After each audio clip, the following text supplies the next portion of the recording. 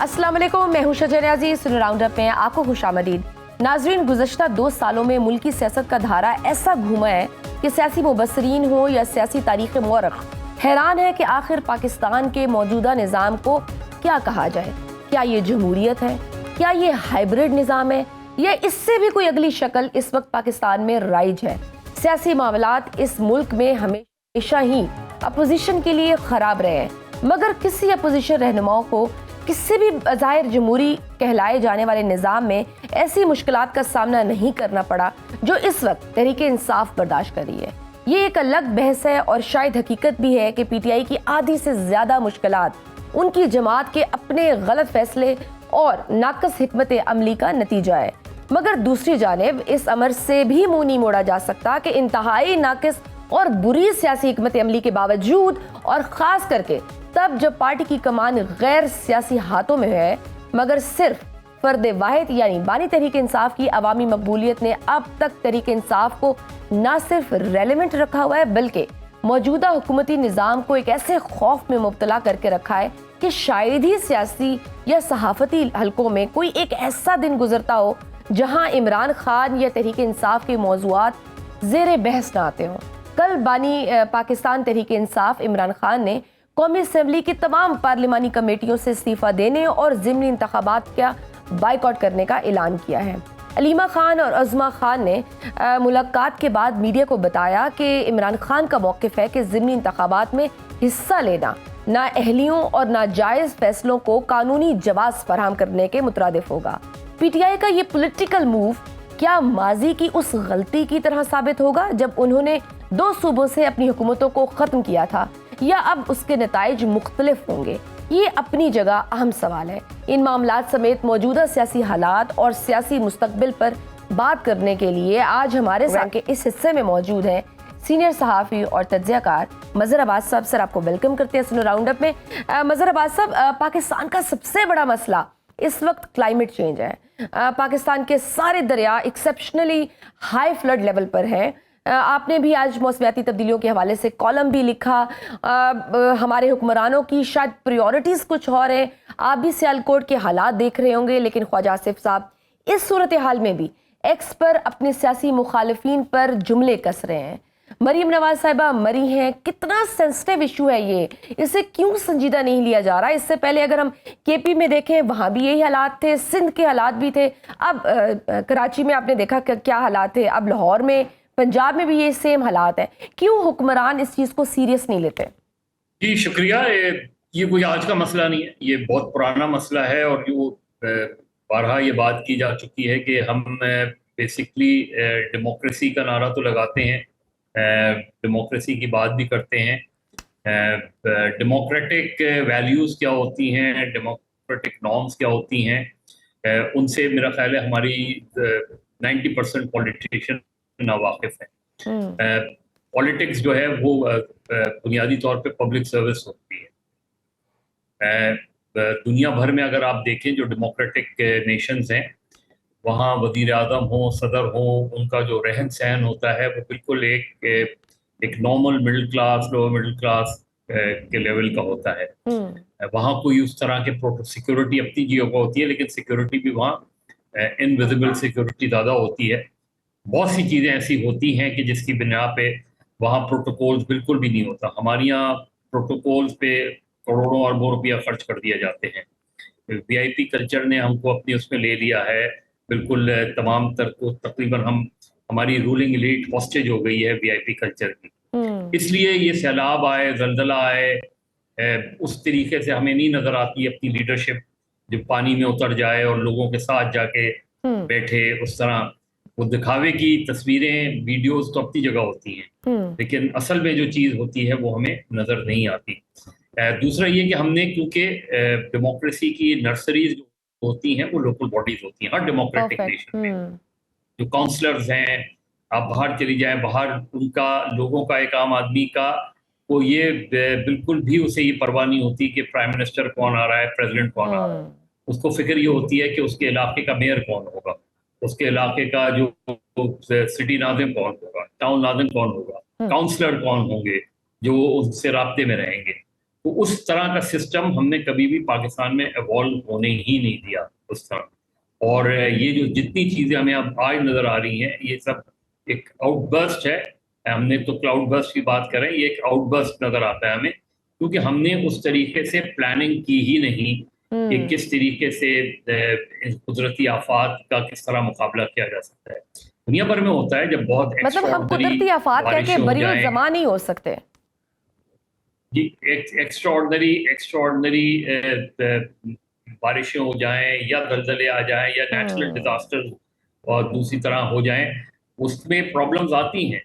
लेकिन यहाँ जो प्रॉब्लम्स मल्टीप्लाई हो रही है वो इस वजह से हो रही है कि ना हमारी प्लानिंग है कोई, किस तरीके से पिछले 20-25-30 सालों में हमने रियल एस्टेट माफिया जो है उसने इस तरीके से कंट्रोल कर लिया है पाकिस्तान की पॉलिटिक्स को।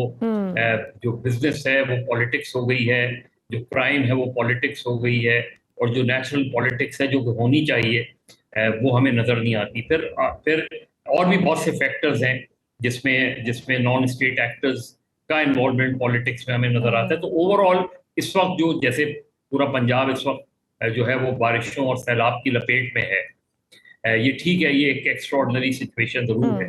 लेकिन अगर आप देखें कि शहरों में अगर ये सिचुएशन हो तो उसके ग्रास रूट पे जाके मालूम करेंगे तो पता चलेगा कि हमने उस तरीके से ना अपना ड्रेनेज सिस्टम प्रॉपर बनाया, ना हमने डैम्स बनाए, ना हमने और चीजें की। तो हमने बेसिकली छोड़ दिया कि कोई चीज होगी फिर देखा जाएगा। तो हम ओवरऑल एक रिएक्शनरी नेशन है, हम रिएक्ट करते हैं, हम एक्ट नहीं करते, हम प्रीएम्प्ट नहीं करते हैं, हम पोस्ट डिजास्टर मैनेजमेंट हैं। हम प्री जो है इश्यूज जो होते हैं कि पहले से नहीं करते हैं, बिल्कुल सही, हम रिएक्ट करते हैं। Very valid sir. आपने जैसे कहा कि पॉलिटिक्स एक पब्लिक सर्विस होती है और हम पॉलिटिशियंस का जो काम है लेजिस्लेशन का और पब्लिक सर्विस करने का, लेकिन यहाँ मामला थोड़े और हैं। पावर को एंजॉय किया जाता है, प्रोटोकॉल्स को एंजॉय किया जाता है, आप सियासत करते ही इसीलिए। फिर सर नए सूबों की जो बात हो रही है, मसला तो इख्तियारात की मुंतकिली का है ना, नीचे तक जाने का है। वो कौन देगा, वो क्यों देंगे जिस चीज को वो एंजॉय कर रहे हैं? नहीं, तो उसके लिए फिर लोगों को निकलना पड़ता है। देखिए, ये जो लोग सिर्फ टीवी कैमरा पे आके बात कर लेते हैं, वो लोग अपने अपने हुकूक के लिए क्यों नहीं बाहर निकलते हैं? हमारे यहाँ तो लोगों ने इस चीज को एक नॉर्म बना ली है, और चीजें तो सिर्फ यही नहीं होता बेसिकली कि जब प्रेशर बनेगा, लोगों का प्रेशर बनेगा तो चीजें तब्दील होंगी। माजी में हुई है चीजें तब्दील, ऐसा नहीं है कि नहीं हुई चीजें तब्दील, लेकिन उसके लिए एक दबाव बनाना पड़ता है। यही लोग जब वोट मांगने आते हैं तो उनसे सवाल किए जाए इस चीज के, उनको वोट ना दिया जाए। फिर मैंने कहा कि जैसे लोकल बॉडी सिस्टम है, बजाय इसके कि हम सूबों की बहस में जाएं, हम निचली सतह तक इख्तियारात की बहस क्यों नहीं करते कि आप निचली सतह तक इख्तियारात दें, चीजें बेहतर हों, अकाउंटेबिलिटी प्रोसेस हो चीजें। तो ओवरऑल हम एक डायरेक्शनलेस नेशन की तरह बने हैं, और एक डायरेक्शनलेस नेशन की तरह ही हम आगे बढ़ रहे हैं, जो कि बड़ी बदकिस्मती है। ठीक, लेकिन सर उसमें ओपोजिशन का भी किरदार बड़ा इंपॉर्टेंट है कि अपोजिशन वो प्रेशर बिल्ड कर पा रही है जो करना चाहिए, जो अवामी अमूर पे उसको जो सियासत करने की ज़रूरत है। क्योंकि हम देख रहे हैं हर दफ़ा तहरीक इंसाफ कॉल देती है तहरीकों की, लेकिन वो उस तरह का प्रेशर डेवलप भी नहीं है। हुकूमत बड़ी कंफर्टेबल बज़ाहिर है और वो इतना सीरियस भी नहीं लेती। कल कई हफ्तों बाद हमने देखा है कि अलीमा खान साहिबा की इमरान खान साहब से मुलाकात भी हुई, फिर रात गए इमरान खान साहब के एक्स अकाउंट पर, उसमें काफ़ी सख्त ज़बान इस्तेमाल हुई। एक तासुर ये मिला कि Imran Khan seems to be signaling that he will no longer be willing to strike a deal or pursue reconciliation. ये अप्रोच आपके ख्याल में या इस तरह के बयानात दुरुस्त स्ट्रेटजी है? देखिए, हम फिर जो है वो नेचुरल डिजास्टर से हम पॉलिटिकल डिजास्टर की तरफ आ गए। हम शहरों की बातें कर रहे थे, सैलाब की बातें कर रहे थे, और अब हम अपने फेवरेट टॉपिक की तरफ आ गए, पॉलिटिक्स। दूसरी चीज ये कि ये सब भी क्यों हो रहा है, क्यों नहीं एक नॉर्मल पॉलिटिकल डिस्कोर्स हमारे यहाँ कभी रहा है? हमारे यहाँ क्यों जो है वो इस तरह की गवर्नमेंट्स को डिसलॉन्च कर दिया जाता है, फिर एक नई गवर्नमेंट बना ली जाती है, फिर उस गवर्नमेंट को चलने नहीं दिया जाता।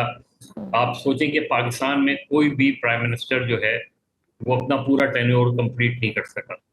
कोई एक प्राइम मिनिस्टर भी ऐसा नहीं है जो अपने अपने पूरे 5 साल कंप्लीट कर सका हो। पार्लियामेंट्री डेमोक्रेसी के बाद भी देख लें, जुल्फिकार अली भुट्टो ने खुद जल्दी इलेक्शन करा दिए, वरना शायद वो अपना टेन्योर कंप्लीट कर लेते। लेकिन अदर देन किसी का हमें नजर नहीं आता। तो क्यों क्यों पॉलिटिकल सिस्टम को डिरेल कर दिया जाता है?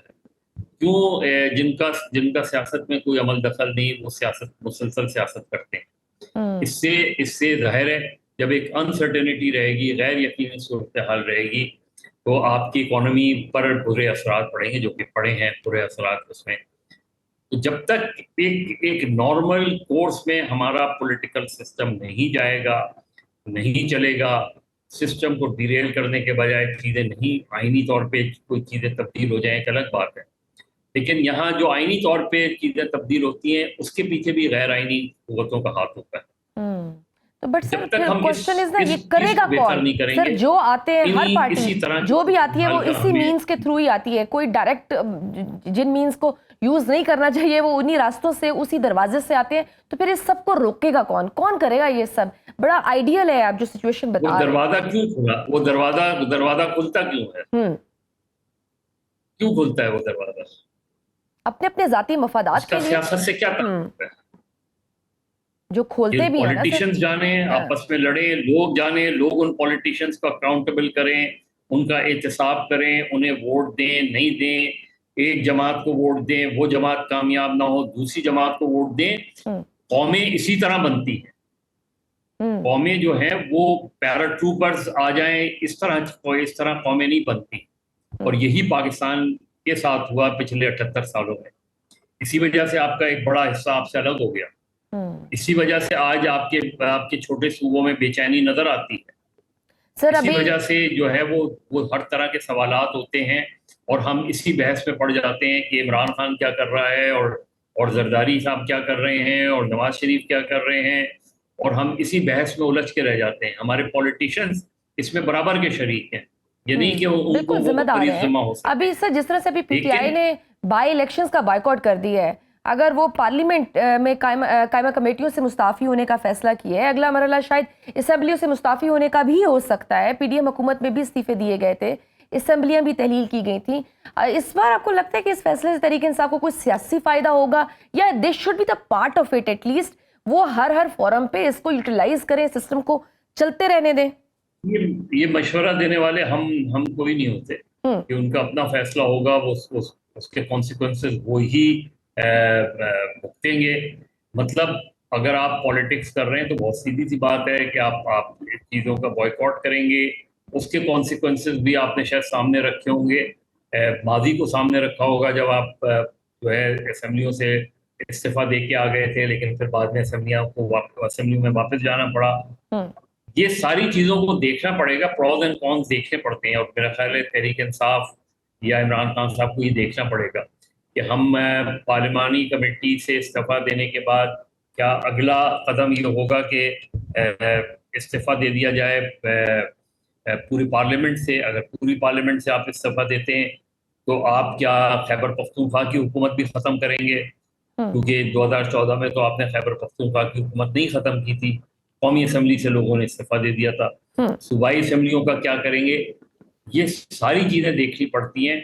अच्छा, या तो आपके पास ये ऑप्शन है, अगर दिमनी इलेक्शन का बॉयकॉट करा रहे हैं तो बॉयकॉट पर नजर आना चाहिए कि लोग ना जाएं वोट डालने, वरना अगर बॉयकॉट के बावजूद बड़ी तादाद में वोट डल जाता है तो जाहिर है उसका नुकसान होगा तहरीक इंसाफ को। तो मुझे नहीं पता कि उनकी पॉलिटिकल लीडरशिप या खुद खान साहब के जहन में क्या चीज़ें चल रही हैं इस वक्त, लेकिन दोनों पहलू अपनी जगह मौजूद हैं कि तहरीक में वो जान नहीं पड़ रही, और इनसाइड द पार्लियामेंट जो है वो जो भी है, आज बहुत सी पार्लियामानी कमेटी के हेड हैं, इंक्लूडिंग पब्लिक अकाउंट्स कमेटी जो कि बड़ी प्रेस्टिजियस होती है। तो मुझे अब ये तहरीक इंसाफ को सोचना होगा कि वो हर दो फैसले के कॉन्सिक्वेंसेस क्या हो सकते हैं, क्योंकि बार बार चीज़ों को आपने तब्दील किया तो उससे जाहिर है पार्टी को अब तक नुकसान हो रहा है। लेकिन जब से इमरान खान जेल में है या जब से उनकी हुकूमत गई है, हमने देखा कि तहरीक इंसाफ सड़कों पे उनका वोट बैंक अपनी जगह मौजूद है, लेकिन सड़कों पे उस तरह की पॉलिटिकल मूवमेंट को बिल्कुल। बिल्ड नहीं कर पा रहे जिस तरह की मादी में हमने पॉलिटिकल मूवमेंट देखी है। बिल्कुल सही सर, हमने माजी में जिस तरह से देखा, मुस्लिम लीग नून हो गई, पीपल्स पार्टी, उन पर भी बड़ा मुश्किल वक्त आया, बट दे समहाउ मैनेज्ड और वो उनको स्पेस मिल गई। क्या वजह है कि पीटीआई को वो स्पेस नहीं मिल सकी या पीटीआई वो स्पेस क्रिएट नहीं कर सकी? क्या उनकी सियासी हिकमत अमली में कोई प्रॉब्लम है या इसके फैक्टर्स कुछ और हैं और इनको हम माजी की मिसालों से नहीं मिला सकते? तहरीक इंसाफ के लिए आप स्पेस क्या छोड़ रहे हैं? कौन सा स्पेस छोड़ रहे हैं आप? जुडिशरी तक को तो आपने, जुडिशरी की जो समरसॉल्ट हम देख रहे हैं, लोगों को पकड़ना जो है, लोगों को, तो पॉलिटिकल स्पेस एक पाकिस्तान की बड़ी सियासी जमात के लिए बिल्कुल खत्म किया जा रहा है, जो कि पीपल्स पार्टी मादी में देख चुकी है, उसके साथ क्या हुआ, नून लीग देख चुकी है, उसके बावजूद भी हम उनसे सबक नहीं सीखते। तहरीक इंसाफ की जब हुकूमत थी वो भी अपनी अपोजिशन को इसी तरह दबाते थे, लेकिन इस वक्त जो हो रहा है ये अनप्रेसिडेंटेड है। अनप्रेसिडेंटेड इसलिए मैं कह रहा हूँ कि जिस वक्त मीडिया में ऑलमोस्ट अनडिक्लेयर्ड सेंसरशिप है, जुडिशरी ऑलमोस्ट नजर आता है कि वो कॉम्प्रोमाइज्ड है। हमें पार्लियामेंट में जो है, पार्लियामेंट की हालत हम सबके सामने जी, वो तो रबर स्टैम्प बन चुकी है। ये सारी सिचुएशंस जो है वो पाकिस्तान की पॉलिटिक्स के लिए, जो लोग आज हुकूमत में हैं उन्हें ये सोचना चाहिए कि वो कल ऑपोजिशन में भी होंगे, और जो आज ऑपोजिशन में हैं उन्हें ये सोचना चाहिए कि हम अगर कल बरसर इख्तिदार आए तो हम ऐसे कवानीन को ख़त्म करेंगे, ना ये कि वो अपने हक में इंटरेस्ट करें। यही मेरा ख्याल है, अगर हमने सोचा तो शायद चीज़ें बेहतर हो जाएंगी, अदरवाइज प्रॉब्लम से वही है ना, हम सोचते नहीं है ना। फिर then what do you think, reconciliation कैसे मुमकिन है? आपको कोई मुस्तकबिल करीब में कोई मफाहमत की राह हमवार होती हुई नजर आ रही है? जितना पोलराइज्ड एनवायरनमेंट हो गई है, वे विल देखिए, ये चीजें होती हैं, ज़बानी जमा खर्च से नहीं होती।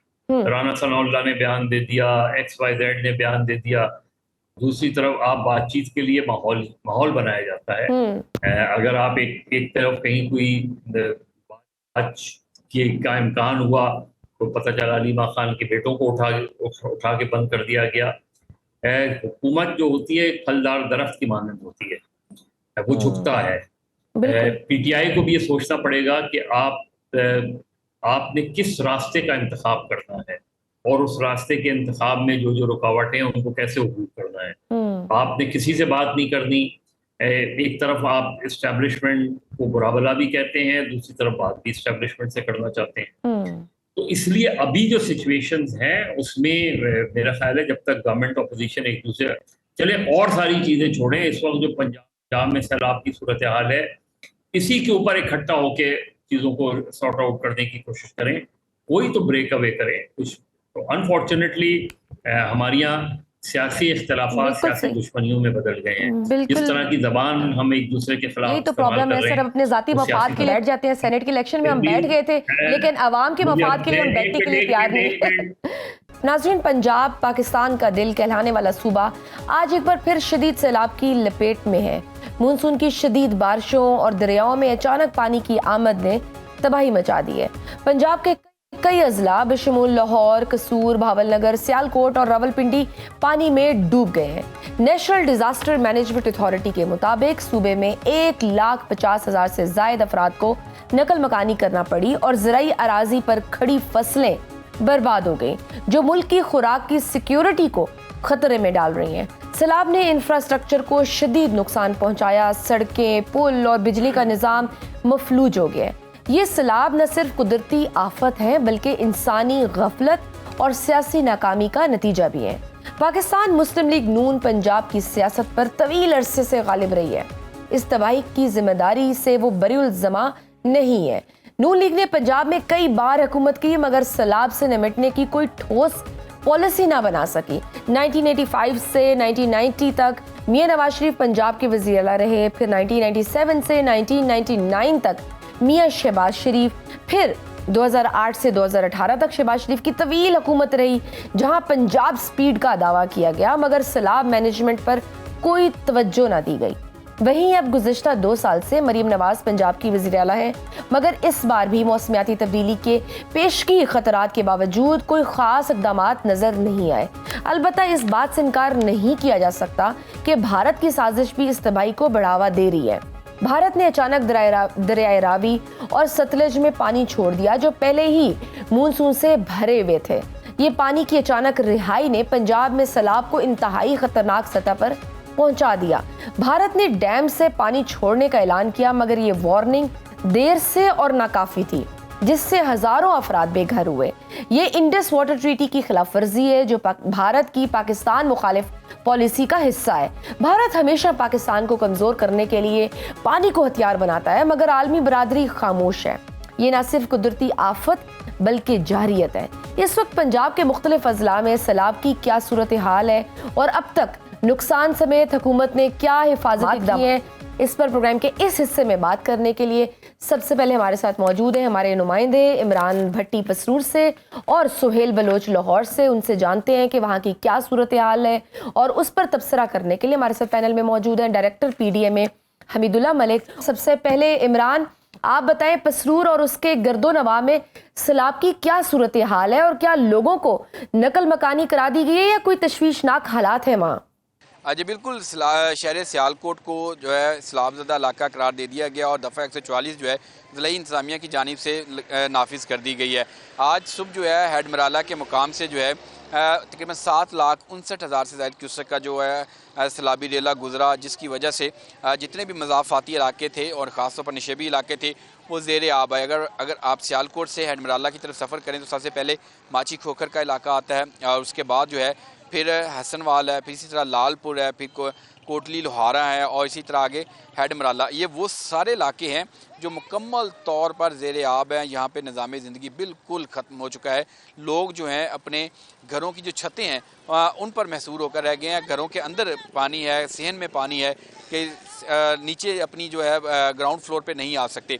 तो जो लोग छतों के ऊपर पनाह लिए हुए हैं उनके लिए एक मुश्किल ये है कि शहर के मुख्तलिफ इलाकों में जो बारिश का सिलसिला वक्फे से जारी है। गुज़िश्ता रोज़ भी 350 मिलीमीटर से ज़्यादा बारिश जो है वो रिकॉर्ड की गई थी। आज सुबह भी वक्फे से बारिश का सिलसिला जारी है। इस वक्त सिचुएशन ये है कि ये तमाम इलाके जो हैं ज़ेर आब है। इसके बाद जब हम शहर की तरफ आते हैं तो जो डस्का रोड है वो भी मुकम्मल तौर पर पानी में डूबा हुआ है और इसी तरह फिर आप सियालकोट पसरूर की रोड की बात करें तो वो भी मुकम्मल तौर पर डूबा है। चाइना चौक है वो भी मुकम्मल तौर पर पानी में डूबा हुआ है।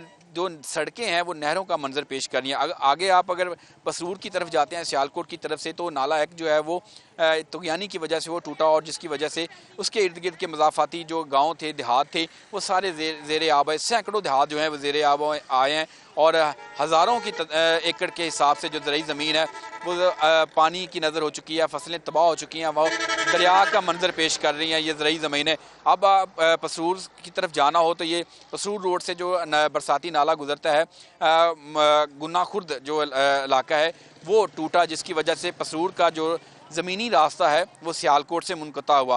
अगर आप सियालकोट से पसरूर की तरफ जाना चाहते हैं तो वो पुल टूटने की वजह से आप नहीं जा सकेंगे। इसी तरह ये तमाम रास्ते आगे जो पसरूर से आगे फिर नारोवाल, शकरगढ़, जफरवाल, करतारपुर, ये सारे रास्ते पसरूर से आगे हैं। तो ये वो रास्ते हैं जिनका रास्ता मुनक़ता हुआ है सियालकोट से। इमरान, ये भी बताएं कि करतारपुर के हवाले से भी जो फुटेजेस और खबरें सामने आ रही हैं कि करतारपुर पूरा पानी में डूब चुका है, वहाँ की सूरत हाल क्या है? करतारपुर भी मुकम्मल तौर पर ज़ेर आब है, जिसकी वजह से ज़ायरीन जो है वो भी फंसे हुए। अब से कुछ देर कबल जो है वफाकी वज़ीर जो एहसन इकबाल उन्होंने वहाँ का दौरा किया और उन्होंने हिदायत की है कि तमाम ज़ायरीन को यहाँ से निकाला जाएगा, तमाम मुकम्मल रेस्क्यू किया जाएगा, सबको रिलीफ फराहम करने के लिए तमाम इदारे मुतहरिक है। ज़िला इंतज़ामिया के इदारे मुतहरिक है, PDMA मुतहरिक है, रेस्क्यू 1122 के इदारे मुतहरिक है। इसके साथ साथ पाक फ़ौज जो है उसके दस्ते मुतहरिक है और लोगों को रेस्क्यू किया जा रहा है। लोगों के जानो माल का तहफ़्फ़ुज़ बनाने के लिए हर किस्म के वसाइल जो हैं, तमाम मशीनरी जो है उसका इस्तेमाल किया जा सके ताकि लोगों को ज़्यादा से ज़्यादा रिलीफ फराहम किया जा सके। ताहम सिचुएशन ऐसी है कि इंतज़ामिया मुतहरिक है, ताहम जो पानी है, जो फ्लड है, उस अभी तक उसकी जो शिद्दत है उसमें कमी नहीं आई। अभी तक जो हेडमराला के मकाम पे जो है ऊंचे दर्जे का सैलाब है और इसी तरह शहर के मुख्तलिफ मकामात पर भी बारिश भी और सैलाबी पानी की वजह से लोगों की ज़िंदगी जो है बुरी तरह मुतासर हुई है। शहर में दफ़ा 144 का नफाज किया गया। इंतज़ामिया की जानिब से शहरियों से अपील की गई है कि वो गैर ज़रूरी सफ़र से इज्तनाब करें और ख़ास तौर पर सैलाबज़दा इलाकों का सफ़र ना करें और एहतियाती तदाबीर अपनाने की जो अपील है वो इंतज़ामिया की जानिब से की जा रही है। जी सोहेल बलोच, आप लाहौर में मौजूद हैं। ये बताइए, लाहौर के गिरदो नवा और खुसूसन शादरा के क्या हालात हैं? वहाँ कोई इमदादी टीम्स काम कर रही हैं? अवाम की नकल मकानी की क्या सूरत हाल है? पानी में जो है वो मुसलसल इजाफा हो रहा है और 2,36,000 क्यूसिक जो है वो जस्टर के मकाम पर पानी का बहाव जो रिकॉर्ड किया गया था। और उसके बाद जो शादरे का मकाम है, इस वक्त वहाँ मौजूद हूँ और यहाँ पर पानी का इस वक्त जो बहाव है वो 90,000 क्यूसिक जो है वो रिकॉर्ड किया गया है।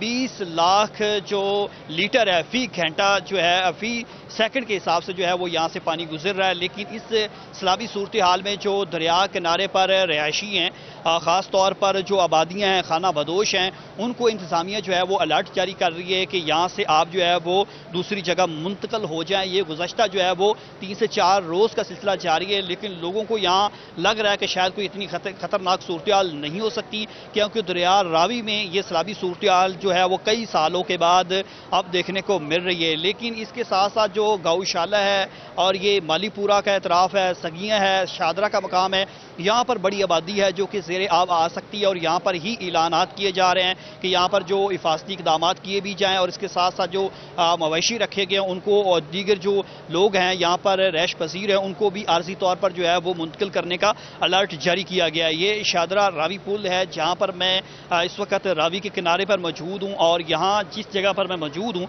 कुछ देर पहले जो है यहाँ पर मुकम्मल तौर पर जो है वो खुश्क था। लेकिन अब ये तकरीबन जो है वो 15 से 20 फुट जो है वो आगे पानी का बहाव जो है बढ़ता ही जा रहा है। और PDMA की जानिब से मजीद आइंदा 24 घंटे में जो है वो 1.5 लाख तक क्यूसिक जो है वो पानी जाने का जो है वो जो अलर्ट जारी किया गया है। 1,50,000 क्यूसिक तक जो है वो पानी का बहाव बढ़ सकता है। और अगर ये बढ़ जाता है तो फिर ये जो आबादियाँ हैं, ख़ास तौर पर जो शादरा के मकाम पर हैं, जो गौशाला के एतराफ़ में है, मालीपुरा के एतराफ़ में है, सगिया पुल के एतराफ़ में है, ये ज़ेरे आब आ सकती हैं। इसीलिए रेस्क्यू 112 की जानिब से भी जो है वो एमरजेंसी कैंप जो है वो लगाया गया है। सिविल डिफेंस के जो एहलकार हैं वो भी अलर्ट रहे। यहाँ पर मुकम्मल तौर पर जो है वो हिफाजती इक़दामात जो हैं वो मुकम्मल कर लिए गए हैं। लेकिन आज की जो डेडलाइन है आइंदा 24 घंटे के लिए वो ये है कि सैलाबी सूरत हाल दरिया रावी में जो है वो संगीन हो सकती है। लेकिन इसके लिए अलर्ट रखा गया और लोगों को जो है वो महफूज मकाम पर मुंतकिल करने की जो हिदायत जारी की जा रही है, सायरन भी बजाए जा रहे हैं। जी, हमारे साथ मौजूद हैं हमीदुल्लाह मलिक हैं, डायरेक्टर हैं PDMA के। आपको वेलकम करते हैं सुन राउंड अप में। सर, पंजाब में इस वक्त सैलाब की मजमूई सूरत हाल क्या है और कितने अजला बराह रास्त मुतासिर हुए हैं?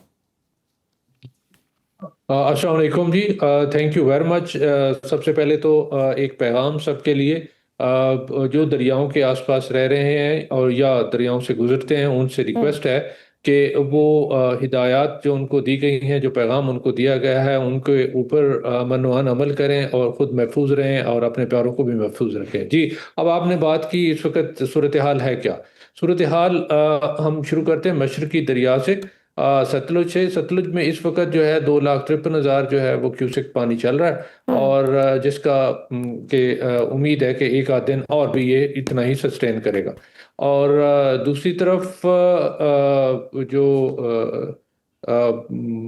बात करें हम रावी की, तो रावी और चनाब जो है ये दोनों रात को एक्टिवेट हुए हैं। रात को बहुत शदीद किस्म की बारिश थी ऊपर और उसकी वजह से दोनों दरियाओं में पानी आ गया। और इस वक्त जो दरिया की सूरत है रावी की, तो जहाँ से ये पानी दाखिल होता है, कोट नैना कहते हैं, वो रात को 2 बजे 2.5 लाख पे था और इस वक्त तकरीबन वो 1,70,000 पे आ गया है। पहले से हमने लोगों को बता दिया था, एक वार्निंग जारी की हुई थी, इसलिए और इवैक्यूएट करवाया था एडमिनिस्ट्रेशन और हमारे जो बाकी डिपार्टमेंट हैं, मिल के रेवेन्यू है, रेस्क्यू वाले हैं और एग्रीकल्चर वाले, इरिगेशन वाले, तो सब मिल के काम कर रहे हैं वहाँ पर। तो सर, कौन से अजला सबसे ज्यादा खतरनाक पोजीशन में है या वहाँ कितने देहात ज़ेरे आब आ चुके हैं?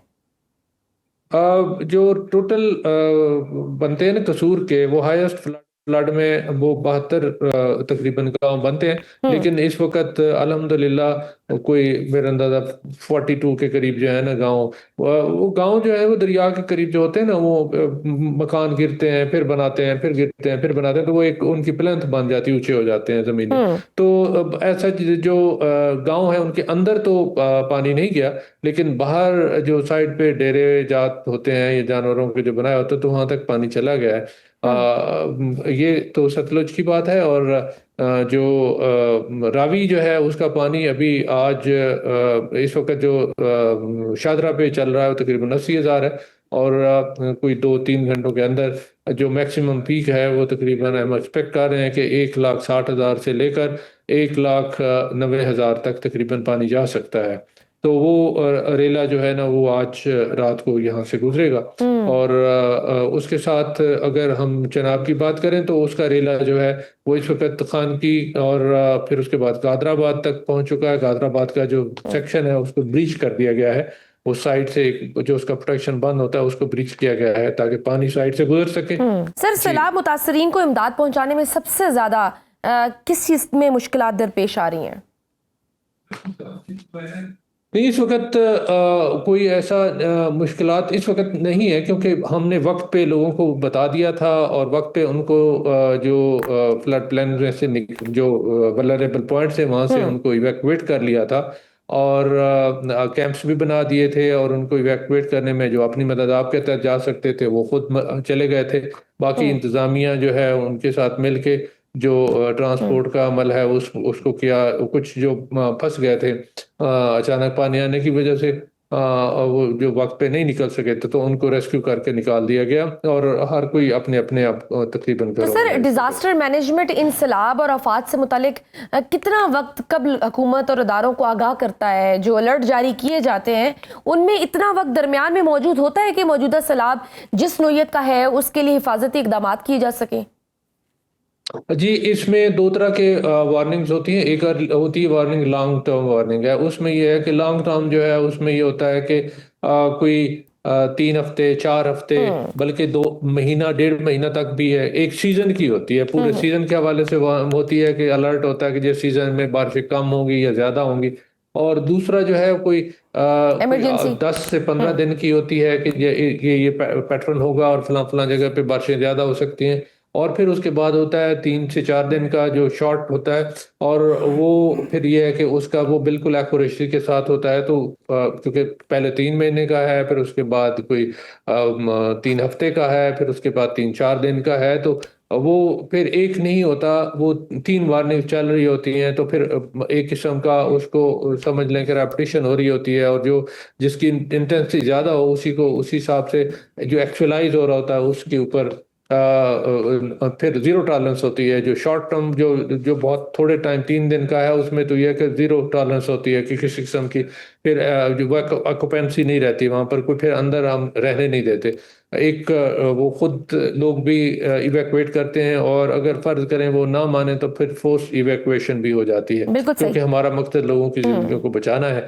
और बाज़ औक़ात कोई अगर इसको वैसे आमतौर पर तो वो खुद समझदार हैं, चले जाते हैं, लेकिन बाज़ औक़ात कुछ उनकी क्या समझे एक कारोबार है, उनकी रोजी रोटी है जो उनके जानवरों के साथ वाबस्ता है, तो उनकी वजह से वो नहीं निकल सकते हैं। तो लेकिन अब हमने हमेशा के लिए अलग-अलग कैंप बना दिए हैं। इंसानों के लिए भी कैंप है, जानवरों के लिए कैंप है, तो इसलिए पहले हम उनके जानवर निकालते हैं, फिर उसके बाद उनको कहते हैं, तो फिर चल पड़ते हैं। जी, बहुत शुक्रिया। डायरेक्टर PDM हमीदुल्लाह मलिक हमारे साथ मौजूद थे। हमारे साथ मौजूद हैं डॉक्टर हसन अब्बास, अभी माहिर हैं, आपको वेलकम करते हैं सुनो राउंड अप में। सर, इस वक्त पंजाब में गुज़िश्ता चंद रोज में 1.5 लाख से जायद लोग नकल मकानी कर चुके हैं। ये एक अलग बहस है कि भारत ने 2 लाख क्यूसेक पानी छोड़ा है, मगर ये सवाल क्या हमारे अहले इक़्तिदार से नहीं पूछा जाना चाहिए कि गुज़िश्ता 2 दिहाइयों से जब दुनिया कह रही है कि मौसमियाती बदलाव होने जा रहा है, इंतजामात कीजिए, मगर पाकिस्तान में हर साल तबाही के बावजूद कोई मुअस्सर हिकमत अमली नहीं अपनाई जा रही?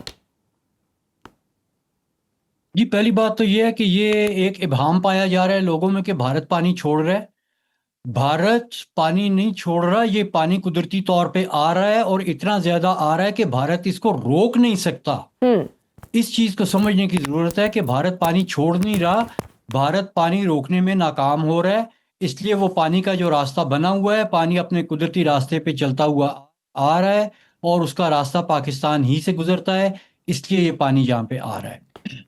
ये तो पहली बात होगी। दूसरा ये कि जहाँ तक लोगों की नकल मकानी का ताल्लुक है और हुकूमत की जो है वो आप बात कर रही हैं, तो उसके सिलसिले में मैं ये कहूँगा कि हमने जो डेवलपमेंट मॉडल्स अपने बनाए, उसमें हमने जो मॉडल बनाए हैं वो क्लाइमेट कंपैटिबल नहीं हैं।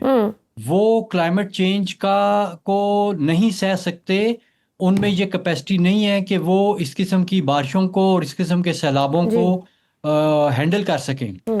और ये वजह है कि लोगों को अब नकल मकानी करनी पड़ रही है, क्योंकि हमने बड़े बड़े डैम बना दिए, दरियाओं के साथ साथ सो कॉल्ड फ्लड प्रोटेक्शन बंस बना दिए, सैलाब से बचने के लिए पुश्ते बना दिए, और लोगों ने समझा कि अब सैलाब नहीं आया करेंगे और वो उस रास्ते में आके मकान, दुकान और घर बना के बैठ गए। जो पहले दरिया का इलाका था जिसमें हर साल और हर चंद साल के बाद जो है वो सैलाब आते थे जी। हमने बड़े बड़े जो डैम्स बना दिए, इंडस वाटर ट्रीटी के तहत हमने भारत को भी डैम बनाने की इजाज़त दे दी, खुद भी बना लिए। उससे जो छोटे छोटे सैलाब थे जो हर दूसरे तीसरे साल लोगों को याद दिलाते रहते थे कि सैलाब आते हैं, तो वो अपनी ज़िंदगी में उस जगह पर उन्होंने इस तरह की प्रॉपर्टीज़ नहीं बनाई जो उन्होंने इन स्ट्रक्चर्स के बाद बना ली, क्योंकि जो बड़े स्ट्रक्चर होते हैं ये छोटे छोटे सैलाबों को ख़त्म कर देते हैं, लेकिन जब बड़ा सैलाब आता है जो उन बने हुए स्ट्रक्चर्स की इंजीनियर्ड कैपेसिटी से बड़ा होता है, तो वो फिर ज़्यादा नुकसान पहुंचाता है, क्योंकि लोग समझते हैं कि अब सैलाब नहीं आएंगे और फिर जब आते हैं तो फिर वो डूबते हैं। तो यही वजह है कि लोगों को नकल मकानी करनी पड़ रही है, रास्ता छोड़ना पड़ रहा है, उनको प्रॉपर्टी का नुकसान हो रहा है, उनके जानवरों का नुकसान हो रहा है और उनको बाकी नुकसानात हो रहे हैं। जी बिल्कुल सर, पंजाब की हदूद और ज़मीन को मद्देनज़र रखते हुए यहाँ नहरी निज़ाम को भी बेहतर करने की ज़रूरत है या मज़ीद डैम बनाना सूदमंद है? क्योंकि माहिरीन का कहना है कि पंजाब में डैम की बजाय अगर नीदरलैंड्स की तर्ज पर नया नहरी निज़ाम बनाया जाए तो आइंदा ऐसी सूरत हाल में बचा जा सकता है। जी, ये बात दुरुस्त है कि हमें ये जो नुकसान हो रहा है ये डैम्स की वजह से हो रहा है, चाहे वो डैम्स इंडिया में बने हैं या पाकिस्तान में बने हैं। हमें उनकी वजह से इन सैलाबों से ज़्यादा अब ख़तरा लाहक है। तो ये बात बिल्कुल ठीक है कि ना सिर्फ ये कि हमें नहरी निज़ाम को नए खतूत पे उस्तवार करना है, बल्कि हमने अपने दरियाओं के रास्ते को खोलना है। दरिया का रास्ता जब खुला होगा तो दरिया फिर अपने रास्ते के बीच में चलेगा और वो निकल के लोगों के घरों में नहीं दाखिल होगा।